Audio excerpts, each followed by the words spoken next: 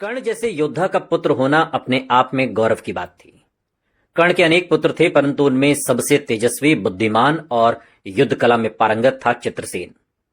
उसका व्यक्तित्व पिता की तरह तेजस्वी और उदार था। कहा जाता है कि बचपन से ही चित्रसेन में असाधारण युद्ध कौशल था। वो अपने पिता का गर्व था, हमेशा धर्म, सम्मान और वीरता की राह पर चलता था। जब कुरुक्षेत्र का युद्ध छिड़ा तो चित्रसेन ने भी अपने पिता के साथ कौरव सेना में सम्मिलित होकर रणभूमि में उतरने का निश्चय किया। 8वें दिन जब अर्जुन के पुत्र इरावन ने कौरवों पर आक्रमण किया, तब चित्रसेन ने उनका सामना किया और उन दोनों के बीच भयंकर युद्ध हुआ। बाणों की वर्षा से आकाश अंधकारमय हो गया।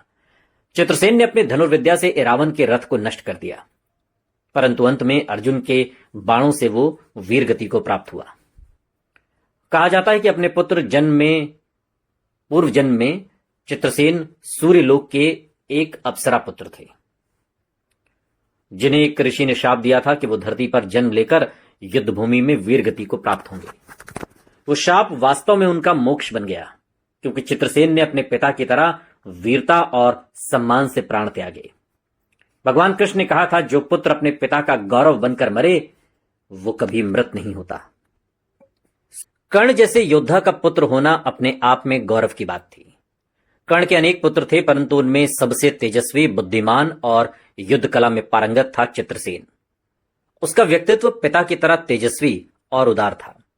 कहा जाता है कि बचपन से ही चित्रसेन में असाधारण युद्ध कौशल था। वो अपने पिता का गर्व था, हमेशा धर्म, सम्मान और वीरता की राह पर चलता था। जब कुरुक्षेत्र का युद्ध छिड़ा तो चित्रसेन ने भी अपने पिता के साथ कौरव सेना में सम्मिलित होकर रणभूमि में उतरने का